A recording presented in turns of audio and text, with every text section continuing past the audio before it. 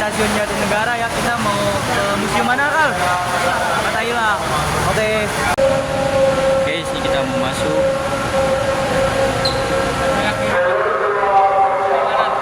Ram, ini Ram.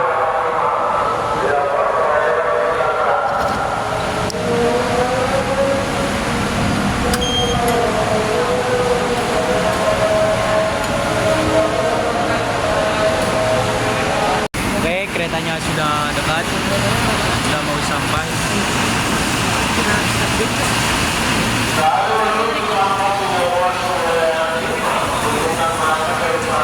Oke, saat ini kita udah ada di kereta stasiun Jakarta Kota. Tidak salah naik kereta pertama dan terakhir dikhususkan untuk Kita sudah di kereta arah perjalanan.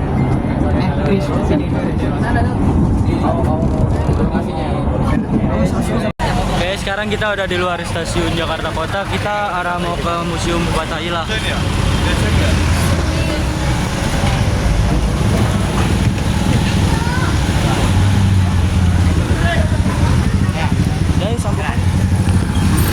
Oke, kita sudah nyampe di kota tuanya. Kita akan menuju ke Museum Fathaillah.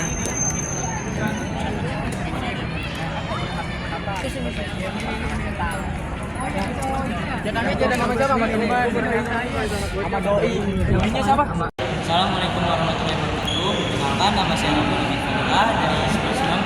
Oke, di sini saya sudah ada di Museum Kota Tua yang bernama Museum Sejarah Jakarta. Oke teman-teman, di sini ada sebuah lukisan.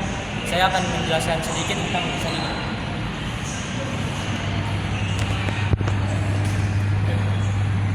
Oke, jadi nama lukisan ini adalah mural Harijadi.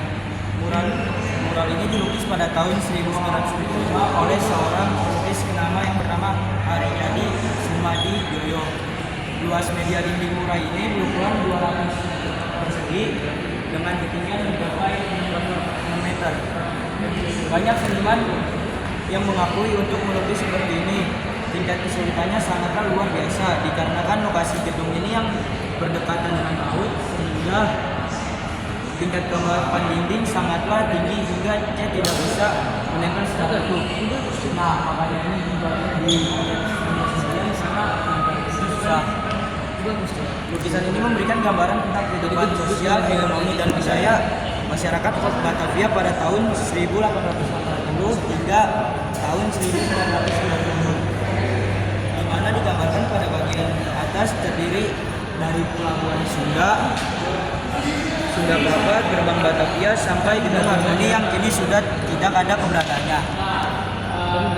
Dan hanya tinggal nama yang diabadikan dengan sebuah jembatan yang ada di Jakarta yang bernama Jembatan Harmoni. Di dalam lukisan ini, Bapak Harijadi juga menggambarkan tentang berbagai kultur dan etnis yang ada di Batavia, seperti adanya masyarakat Melayu, Arab, Cina, dan Eropa yang berbaur di Batavia, dan aktivitas ekonomi masyarakat Batavia dan juga budaya masyarakat di Batavia saat itu. Oke, mungkin sedikit saja penjelasan dari saya tentang lukisan mural Harijadi ini. Sekian, mari kita lanjut. Teman-teman, jadi di sini ada rempah-rempah. Di sini ada lada, pala, dan cengkeh. Oke, cukup sekian. Oke, kita sekarang ada di lantai 2. Di sini ada dari Batavia ke Jakarta. Oke, di sini ada miniatur kursi panjang. Sini saya akan sedikit menjelaskan tentang kursi panjang.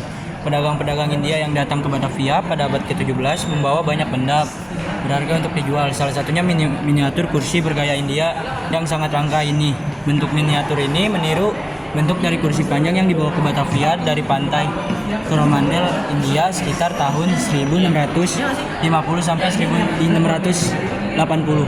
Bentuknya sangat indah, di mana seluruh permukaannya dihiasi dengan ukiran flora yang detail dan masih terawat dengan sangat baik.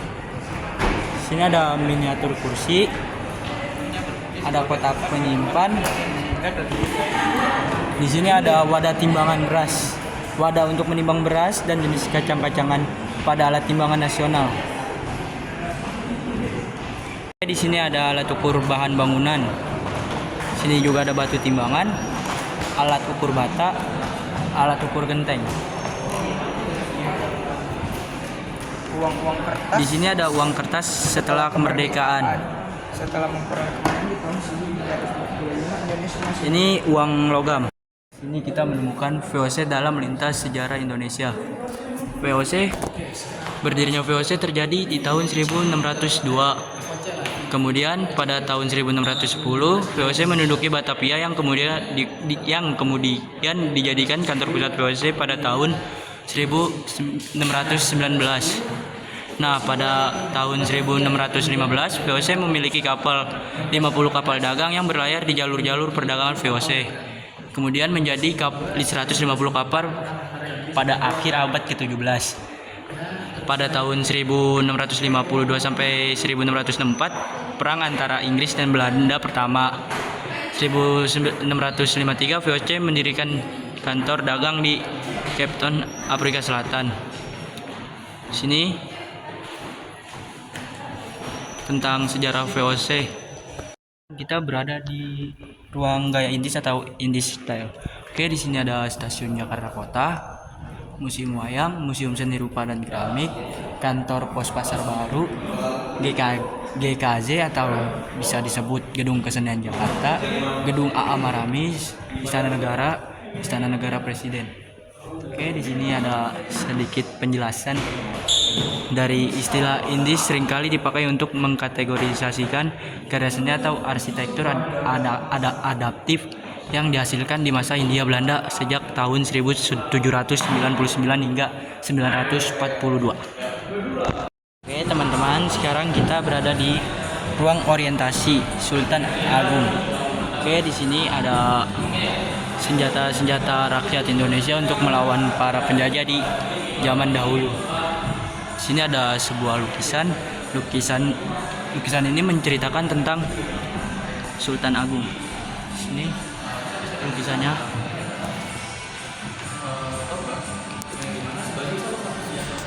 Ini penjelasannya.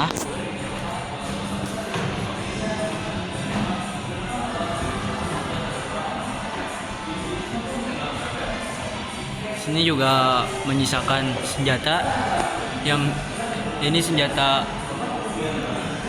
pada saat melawan Belanda di dahulu kala. Ini adalah tombak.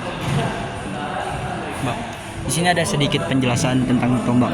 Tombak sebagai senjata telah dikenal masyarakat Nusantara sejak lama. Pada prasejarah, tombak dalam bentuk sederhana digunakan oleh masyarakat untuk berburu makanan baik dengan cara melempar maupun menusuk.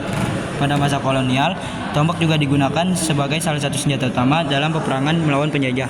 Banyak sekali jenis tombak yang dikenal di berbagai daerah di Nusantara seperti tombak godong pring, tombak cekel beluluk, tombak cacing kanil, dan sebagainya.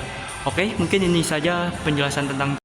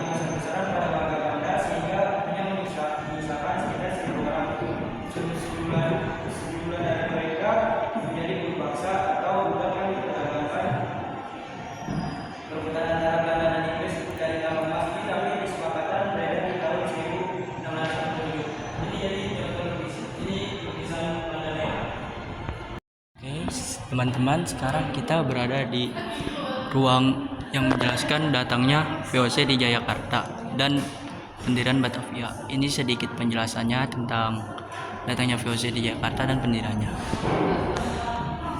Oke, ini miniatur kapal VOC. Kemudian di sini ada rekaman kehidupan di Batavia dalam sketsa dan litografi. Ini sedikit penjelasannya.